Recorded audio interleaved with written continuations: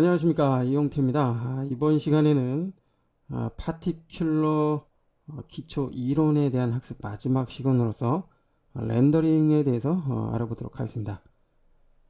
렌더링 항목에서는 최종적으로 이제 파티큘러를 통해서 작업한 내용을 출력을 하기 위한 그러한 사전 설정을 해줄 수가 있는데요. 자, 여기에서는 파티큘러에서 작업한 이제 품질에 대한 설정을 해줄 수가 있고요. 그리고 최종적으로 사용이 되는 파티클의 개수, 그리고 카메라를 사용을 했을 때 카메라 뎁스 오브 필드죠. 아웃포커싱 효과라고도 하는데요. 이와 같은 효과를 표현을 하기 위한 그런 설정법에 대해 살펴보도록 하겠고요. 그리고 빠르게 움직이는 파티클의 속도감을 주기 위한 모션 블러를 설정하는 그 방법에 대해서 살펴보도록 하겠습니다. 자, 이제 작업을 시작을 해줘야 되는데요. 자, 현재 열려있는 이 렌더링이라는 프로젝트 파일은 이전 섹션이죠. 자, 이전 학습에서 우리가 살펴보았던 그 프로젝트 파일의 이름만 바꿔서 사용을 할 것입니다. 자, 여하튼 렌더링 프로젝트 파일을 열어서 여러분들은 본 학습을 하시면 되겠고요. 자, 이제 파티큘러가 적용이 된 그 솔리드 레이어죠. 비저빌러티 레이어를 선택을 해주고요. 그 다음에 이펙트 컨트롤 패널로 이동을 해줍니다. 됐고요.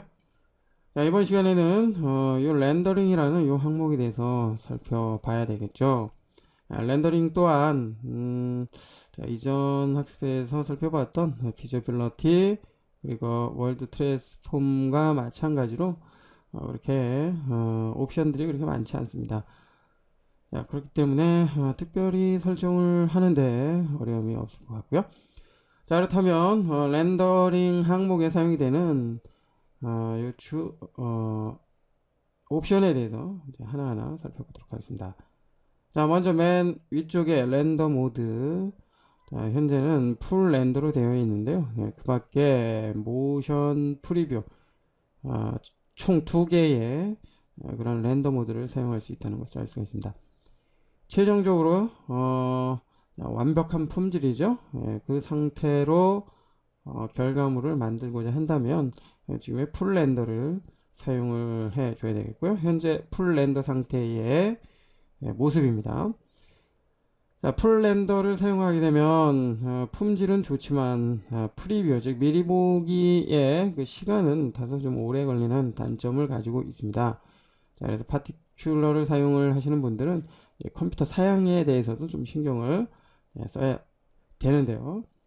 자, 만약 작업한 내용에 대한 이제 모션에 대한 움직임에 대한 그러한 상태를 확인을 하고자 한다면 지금처럼 풀 렌더를 사용할 필요는 없을 것 같습니다.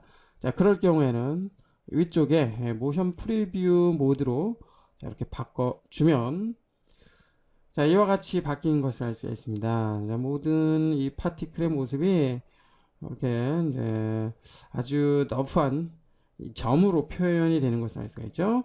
자, 이렇게 점으로 표현이 되기 때문에 프리뷰를 해보면 속도의 제한을 전혀 느끼지 않습니다. 그죠? 아주 빠르게 프리뷰할 수 있다는 것을 알 수가 있죠.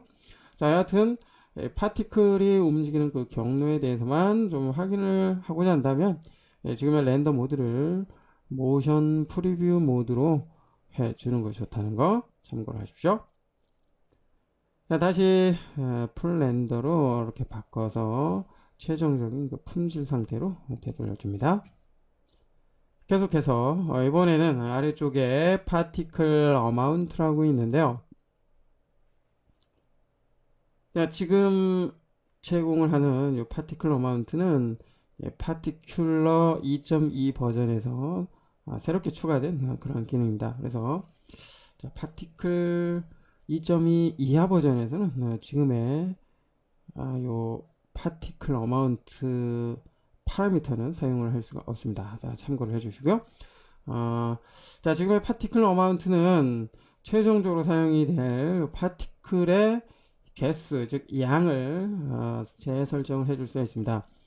자, 위쪽에 보면은 여기 2m죠. 2m에서 파티클 세크를 통해서 사용이 될 파티클의 개수를 설정을 해줄 수 있지만 실질적으로 최종적으로 우리가 만들어질 그 파티클의 개수를 지금의 파티클 어마운트를 통해서도 설정을 해줄 수가 있습니다.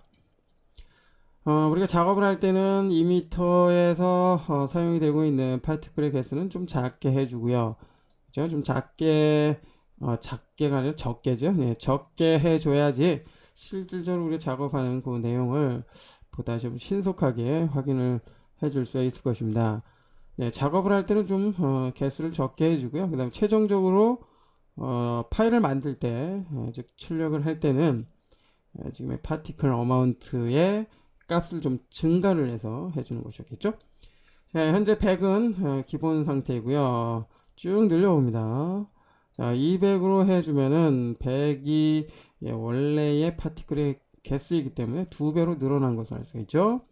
자, 그리고 수치를 줄여보면 점점 줄어드는 것을 알 수가 있습니다. 자, 이처럼 최종적으로 파일로 만들 때 사용이 되는 그 파티클의 개수를 렌더링 항목에서 파티클 어마운트를 통해서 재설정을 해줄 수 있다는 거 알 수가 있었고요. 자, 일단은 100으로 설정을 해줍니다. 자, 그리고 아래쪽에 depth of field가 있는데요. depth of field는 DOF라는 약자로도 사용이 되고요. 쉽게 말해서 이제 카메라와 피사체의 그 거리를 설정을 해서 깊이감을 설정을 할 때 사용이 됩니다. 자, 일명 아웃포커스 효과라고도 하죠. 우리가 카메라를 통해서 특정한 피사체에 초점을 맞춰주면은 뒤쪽에 있는 그런 사물이나 앞쪽에 있는 사물이 흐려지게 되죠. 자, 이것을 이제 피사계의 심도가 이제 얕다고 표현을 해주는데요. 여하튼 포커스가 맞지 않은 그러한 피사체에 대해서 이제 흐림 효과를 표현을 하고자 했을 땐 지금 depth of field를 사용을 하게 됩니다. 자, depth of field를 열어보면 오프가 있고요. 그 다음에 카메라 세팅이 있는데요. 오프는 depth of field를 이제 사용을 하지 않는다는 것이죠. 자, 그리고 아래쪽에 기본적으로 선택이 되어 있는 카메라 세팅은 애프터 이펙트 타임라인에 카메라를 통해서 depth of field를 설정을 하겠다는 그러한 의미로 받아 주시면 됩니다. 자, 일반적으로는 사용을 하기 때문에 오픈은 안 하고요. 카메라 세팅을 선택을 해 줍니다. 자, 이제 카메라에 대한 설정을 좀 해 봐야 되겠죠. 그래서 카메라를 열어볼까요? 네, 카메라 옵션을 열어줍니다. 자, 현재는 depth of field가 카메라 세팅으로 되어 있지만 카메라의 depth of field는 오프 상태입니다. 즉 꺼진 상태이기 때문에 아무런 변화가 생기지가 않고 있죠. 자, 여기서 depth of field를 클릭해서 ON으로 켜주면 이와 같이 변화가 생기는 것을 알 수가 있죠. 예.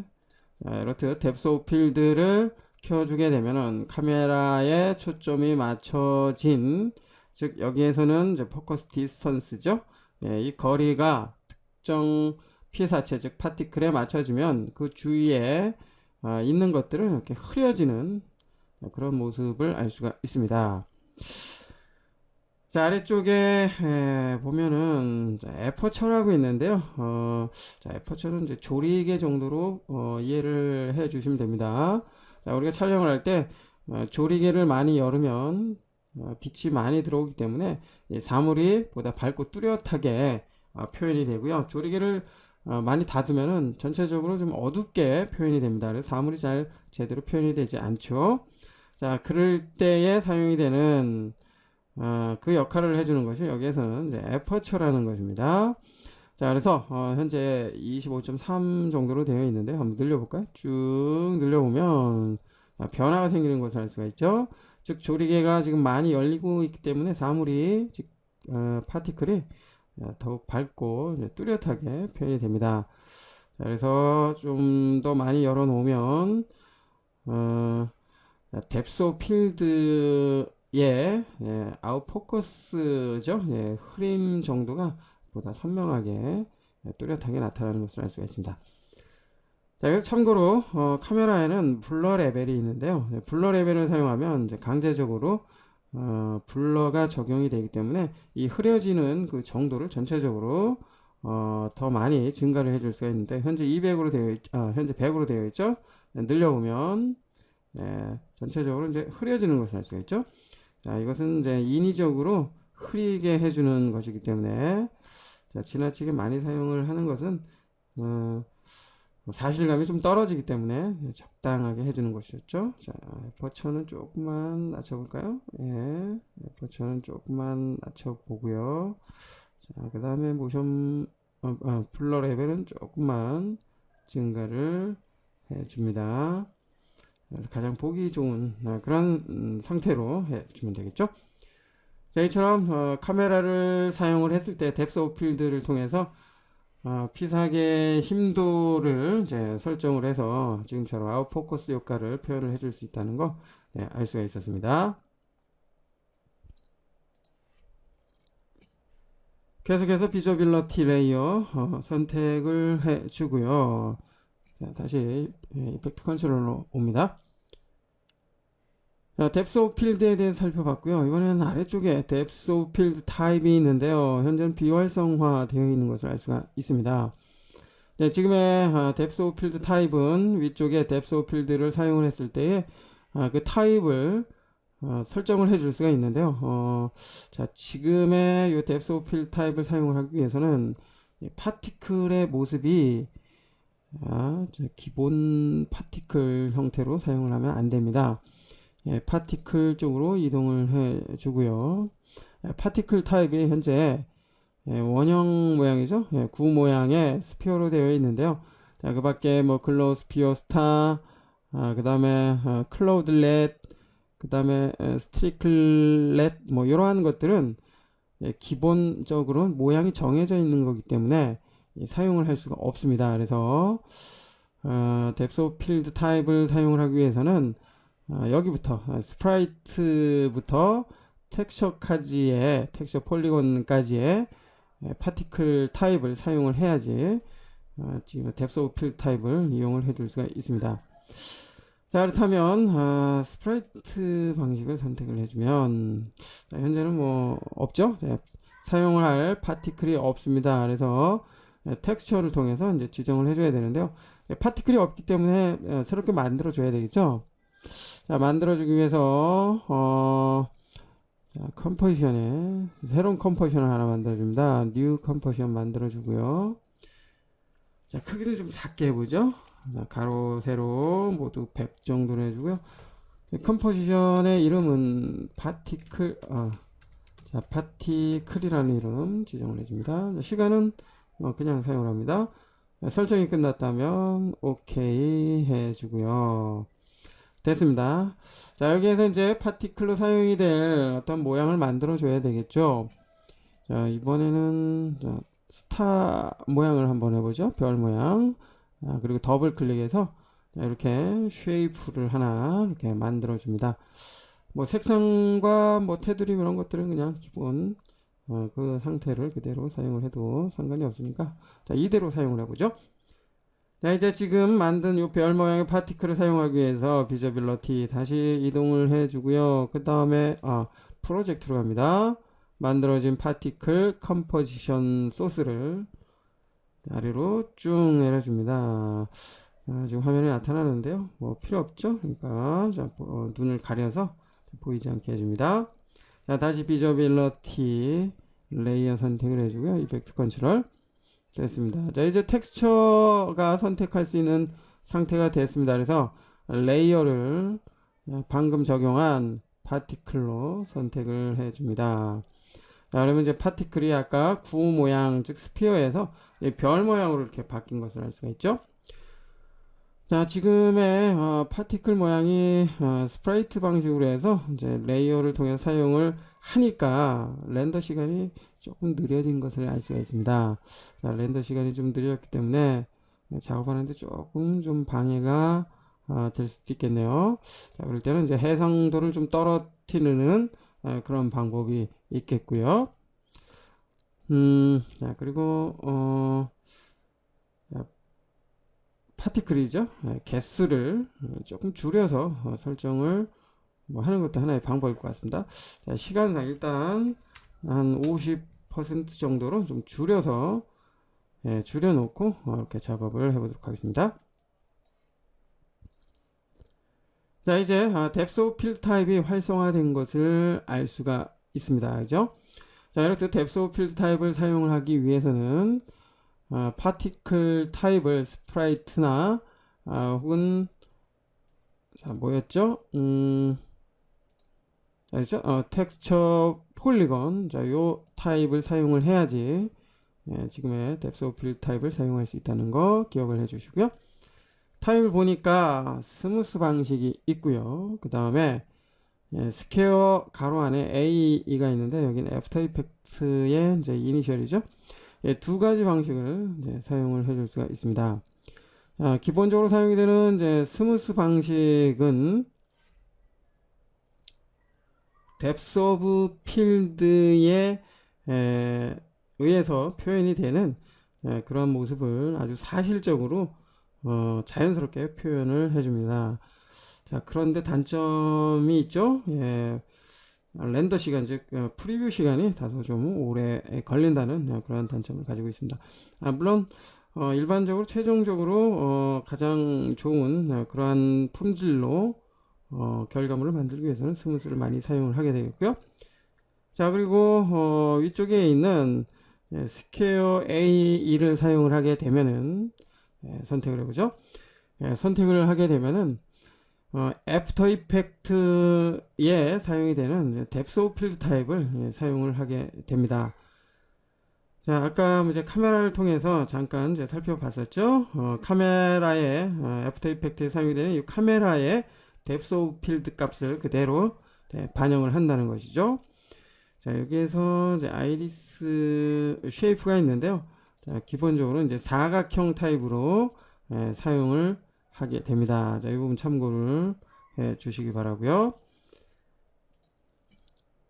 스무스 타입보다 품질 면에서는 약간 좀 떨어지는 경향이 있지만 그렇게 눈에 확 차이가 나는 것은 아니고요.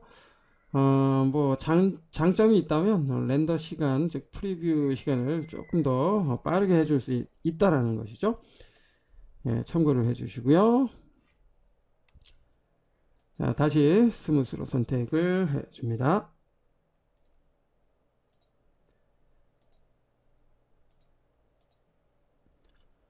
자, 이번에는 아래쪽에 트랜스포 모드에 대해서 살펴볼까요? 트랜스포 모드.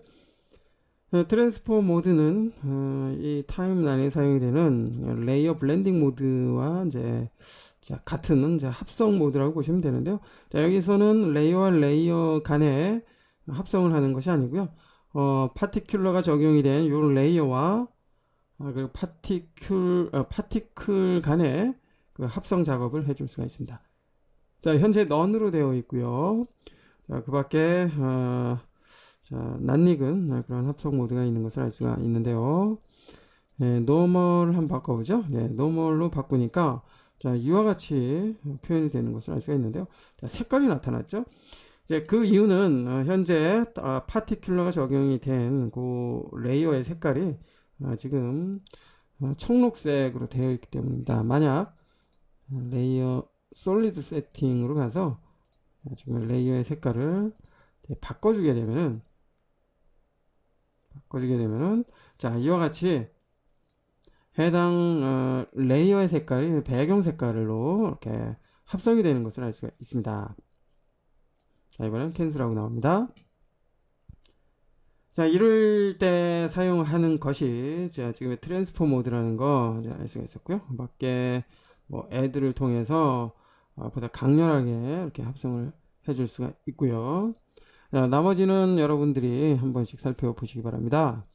자, 아래쪽에는 오페시티가 있죠. 예, 지금의 오페시티는 위쪽에 트랜스포 모드에서 이제 합성 그 모드를 사용을 했을 때, 넌을 사용을 했을 때는 사용할 수 없고요. 넌을 제한 노멀부터 이제 아래쪽에 루미넌시티까지를 사용을 했을 때 그 불투명도에 대한 설정을 해줄 수가 있습니다. 가령 노멀을 선택을 해주고요. 오페시티 활성화되면 조절을 해주죠. 자, 이렇게 조절을 하니까 불투명도가 낮아진 것을 알 수가 있죠. 즉 투명해진 것을 알 수가 있습니다. 자, 이렇듯 이제 오페시티를 사용을 해서 트랜스폼 모드에 불투명도에 대한 설정을 해줄 수 있다는 걸 알 수가 있었습니다. 자, 다시 넌으로 설정을 해주고요. 자, 이번에는 모션 블러에 대해서 살펴보도록 하겠습니다. 지금 이 파티클은 이렇게 움직임이 있는 그러한 파티클인 것을 알 수가 있습니다. 이렇듯 움직임이 있는 피사체의 속도감을 더욱 느끼게 해주기 위해서 우리가 모션 블러를 많이 사용을 하게 되는데요. 자, 여기에서도 이제 모션 블러를 설정을 해줄 수가 있는데요. 자, 모션 블러를 열어보니까 위쪽에 살펴본 것보다 파라미터들이 더 많네요. 자, 이제 모션 블러에 대해서 하나하나 살펴보도록 하겠습니다. 자, 위쪽에 모션 블러가 있는데요. 현재 컴프 세팅이라고 되어 있습니다. 컴프 세팅은 지금의 이 컴포지션을 말하죠. 이 컴포지션에서 사용이 되고 있는 이 모션 블러를 그대로 반영을 한다는 것입니다. 자, 그 밖에 오프가 있고요. 온이 있는데요. 오프는 모션 블러를 사용하지 않는다는 거죠. 자, 그런데 지금처럼 역동적으로 움직이는 그러한 장면일 경우에는 모션 블러를 사용하는 것이 좋겠죠. 자, 컴포지션의 모션 블러를 반영을 해주는 이 상태 그대로 놔두고요. 한번 살펴보도록 하겠습니다. 자, 비저빌러티의 모션 블러 켜주고요. 자, 애프터 이펙트를 뭐 사용을 하셨던 분들은 지금의 모션 블러에 대해서 뭐 특별히 설명하지 않아도 뭐 알 수 있을 것 같고요. 예. 자, 이제 Enable Motion Blur 스위치 역할을 해주는 이 버튼을 클릭을 해서 모션 블러를 이렇게 표현을 해줍니다. 자, 그러면 이렇게 변화가 생긴 것을 알 수가 있죠. 껐을 때와 켰을 때의 그 상태. 자, 모션 블러의 양을 설정을 해주기 위해서는 컴포지션에 컴포지션 세팅으로 들어가고요. 그 다음에 어드밴스 탭으로 갑니다. 어드밴스 탭에서 모션 블러 쪽에 셔터 앵글이라고 있습니다. 자, 셔터 앵글이 180으로 되어 있는데 현재 180에 해당이 되는 그 정도의 양이라고 보시면 됩니다. 자, 여기에 모션 블러 양이라 그러니까 좀 그렇긴 한데요. 실질적으로 지금의 셔터 앵글은 우리가 카메라를 통해서 촬영을 할 때 여기도 마찬가지로 자, 빛을 얼마만큼 받느냐 덜 받느냐 뭐 그러한 개념으로 볼 수 있죠. 보통 이제 셔터 스피드라고 하죠. 셔터 스피드를 이제 빠르게 해주면은 이제 빨리 움직이는 그런 피사체도 정확하게 촬영이 됩니다. 자, 이럴 때 필요한 것이 빛이죠.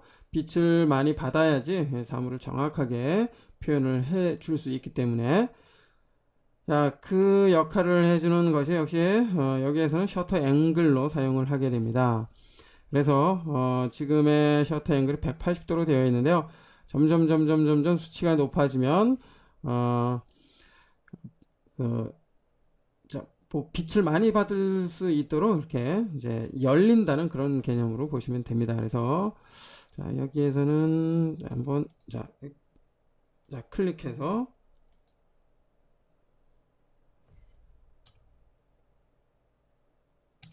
720이었던가요? 네, 720이 이제 최대 값입니다. 자, 720으로 했을 때, 자, 그만큼 모션 블러의 양이 더 많아진 것 같은, 증가된 것 같은 그런 느낌으로 이제 표현이 됩니다.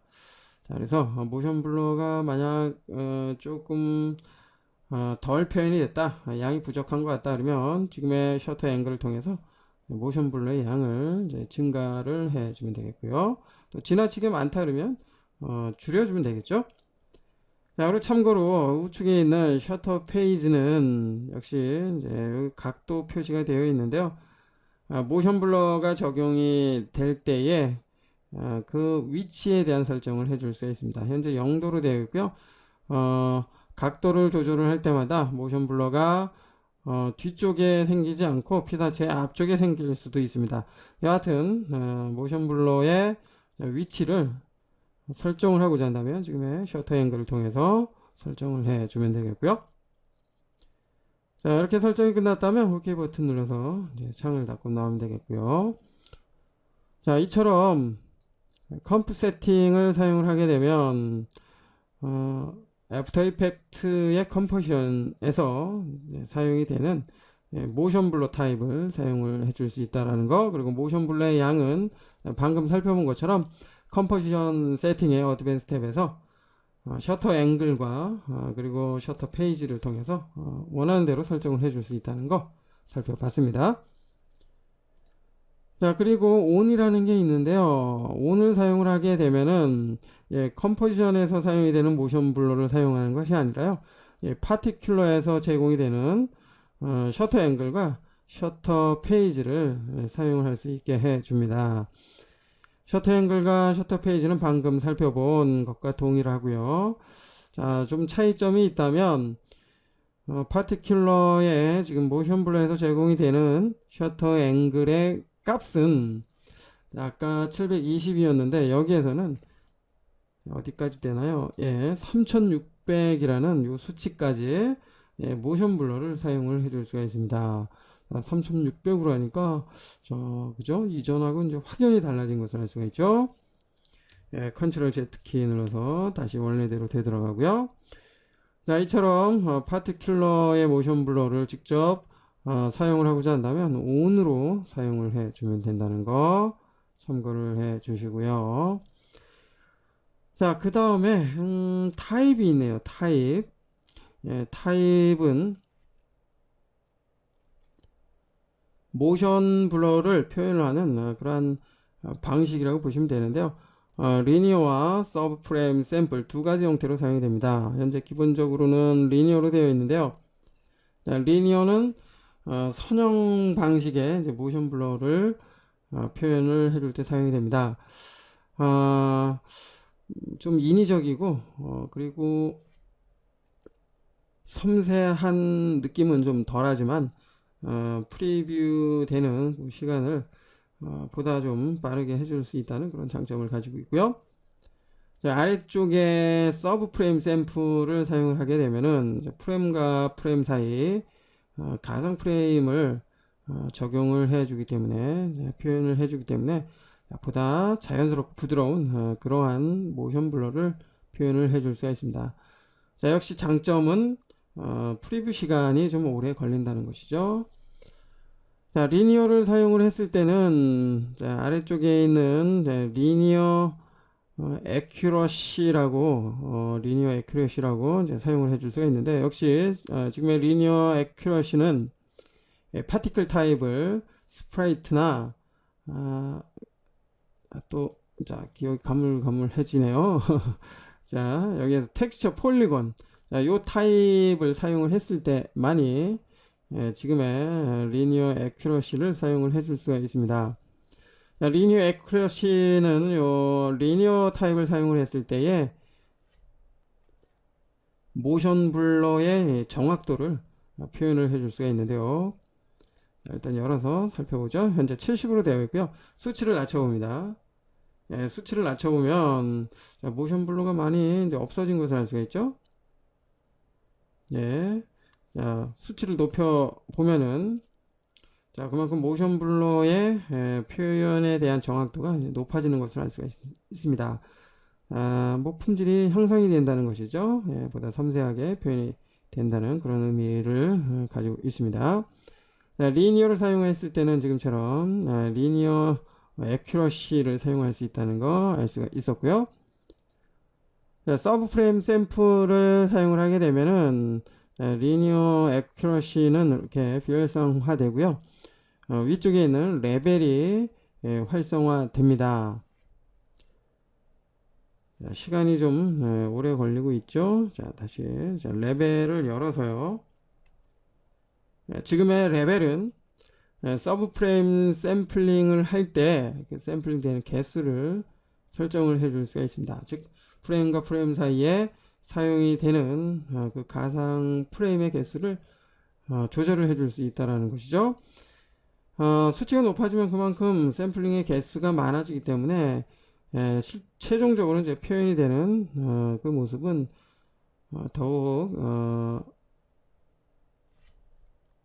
섬세하게 표현이 되지만 역시 프리뷰 시간이 다소 오래 걸린다는 거 조금 참고를 해 주시기 바랍니다. 자, 일단 한번 쭉 늘려볼까요? 예, 한 47 정도로 이제 늘렸는데요. 예, 렌더 시간, 프리뷰 시간이 상당히 오래 소요가 되고 있습니다.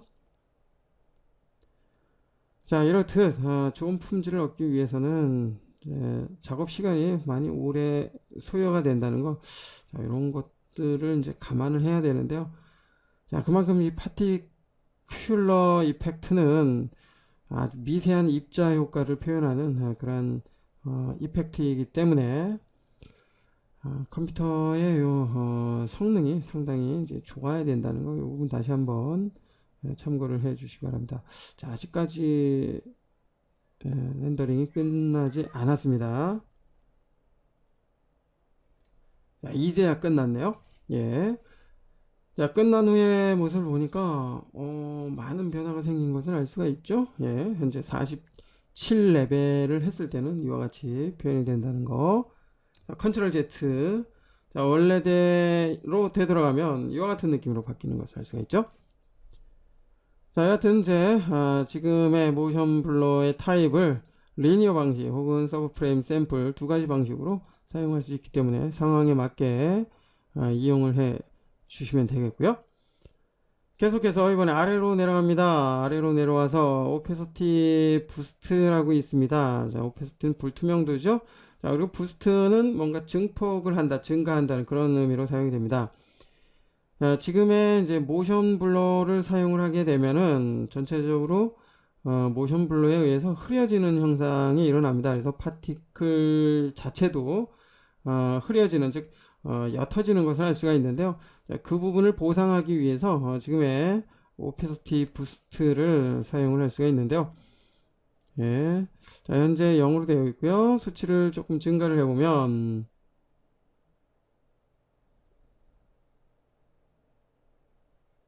예, 역시 속도가 조금 오래 걸리는데 여기에서는 이제 리니어 방식으로 좀 바꿔봅니다. 상대적으로 좀 렌더 속도가 좀 빠른 리니어 방식으로 해주고요. 자, 지금 14였을 때의 오페서티 부스트의 모습입니다. 그 다음에 그냥 55 정도로 늘려봅니다. 55 정도의 모습. 자, 요 정도의 모습이죠. 예. 다시 줄여봅니다. 자, 줄였을 때의 모습보다 옅어진 것을 알 수가 있죠. 자, 이렇듯 모션 블러를 적용을 했을 때에 보다 좀 흐려지는 그런 부분을 증가시키기 위해서 지금의 오페서티 부스트를 이용을 해 주면 되겠고요. 자, 이제 마지막이네요. 마지막에 디스리가드라고 되어 있는데요. 디스리가드는 뭔가 이제 제외시킨다라는 이제 그런 의미에서 사용이 되는데, 여기에서 이제 모션 블러를 사용을 했을 때 모션 블러를 최종적으로 사용할지에 대한 그 여부를 여기에서 설정을 해줄 수가 있습니다. 자, 현재 nothing이라고 되어 있는데요. 제외하는 것을 없앤다, 그죠? 제외하는 것이 없다라는 그런 의미죠. 그래서 지금의 모션 블러는 이렇게 모두 정상적으로 표현이 되겠고요. 자, 여러분 보면은 자, 여기에 physics time factor라고 되어 있습니다. 가로에 PTF라고 되어 있는데, 자, physics time factor의 이니셜 정도로 이제 보시면 됩니다. 자, physics time factor는 피직스에 사용이 되는 이제 타임 팩터를 사용하지 않는다는 것인데요. 모션 블러를 사용을 할 때 제외를 시킨다는 것입니다. 자, 가령 위쪽으로 이동을 해서 피직스를 열어보죠. 피직스. 자, 피직스의 여기죠. 피직스 타임 팩터. 자, 이전에 피직스 항목에 대한 강좌에서 설명을 했었죠. 자, 피직스 타임 팩터는 중력의 이제 시간이죠. 예, 중력의 시간에 대한 설정을 해서 뭐 빨리 움직이거나 파티클이 아니면 정지되는 뭐 그러한 장면을 표현을 한 적이 있었습니다. 자, 그럴 때 사용이 되는 이 피직스 타임 팩터의 모션 블러를 제외시킨다는 것이죠. 최종적으로. 지금의 제의 목록 중에서 피직스 타임 팩터를 선택을 하게 되면은 뭐 가령 이제 폭발하는 뭐 그런 장면이 있을 때 폭발하는 그 중간에 멈춰지는 장면을 만들었을 때 모션 블러 또한 멈춰지는 그런 장면을 표현할 때 아주 유용하게 사용이 됩니다. 자, 계속해서 이번에는 디스리가드의 제 목록 중에서 또 다른 게 있죠. 네, 카메라 모션이라고 있는데요. 자, 카메라 모션을 사용을 하게 되면은 카메라가 움직일 때 발생이 되는 이제 모션 블러를 제외시킬 수가 있습니다. 가령 자, 지금은 순수하게 파티클이 움직일 때 모션 블러가 이제 발생이 되는데요. 카메라를 애니메이션을 만들어줬을 때 이제 카메라도 움직이는 그런 애니메이션을 만들어줬을 때 지금의 파티클의 움직임과 카메라의 움직임이 배가 되기 때문에 모션 블러 양이 더욱 증가되는 그런 경향이 있습니다. 그래서 실제 이 파티클의 모습이 제대로 표현이 되지 않는 경우가 있는데요. 그럴 때 디스리가드의 카메라 모션을 선택을 하게 되면은 이제 카메라가 움직이면서 발생이 되는 그 모션 블러는 제외가 됩니다. 그래서 파티클 자체에서 표현이 되는 그런 모션 블러만 표현이 되기 때문에 뭐 모션 블러 양이 너무 많아져서 파티클의 모습이 제대로 표현이 되지 않는다면 지금의 카메라 모션을 적절하게 이용을 해 주면 되겠고요. 자, 그럼 마지막으로 카메라 모션 그리고 PTF라고 되어 있는데요. 위쪽에 살펴봤던 피직스 타임 팩터죠. 카메라 모션과 피직스 타임 팩터를 모두 이제 모션 블러에 이제 제외를 시킨다는 것이죠. 두 개의 타입 모두 제외시키고자 한다면 지금의 이 방식을 이용을 해 주면 되겠습니다. 자, 이것으로써 디스리가드까지 모두 살펴봤습니다. 자, 이렇듯 최종적으로 렌더링 할 때에 사용이 되는 항목에서는 최종적으로 사용되는 파티클의 개수 그리고 뎁스 오브 필드를 통해서 흐려지는 즉 아웃포커스 효과 사용을 해줄 수가 있고요. 그리고 움직이는 피사체의 속도감을 보다 디테일하게 다양하게 설정을 해주는 모션 블러까지 여기서 설정을 해줄 수 있다는 거 알 수가 있었습니다. 예, 작업 상황에 맞게 적절하게 활용을 해 보시기 바라고요. 이것으로써 뭐 앞서 언급을 했듯이 파티큘러의 기본 이론적인 그 강의가 모두 끝났습니다. 지금의 이 강의를 잘 복습을 해서요, 잘 이해를 해서 파티큘러를 여러분들이 원하는 대로 활용을 할 수 있게 보시기 바라고요. 다음 강좌는 몇 회 거쳐서 지금까지 배웠던 지금의 요 항목들을 가지고 실제 파티큘러를 통해서 만들 수 있는 그런 작업이 어떤 것이 있는지 살펴보는 그런 시간을 몇 차례 가져보도록 하겠습니다.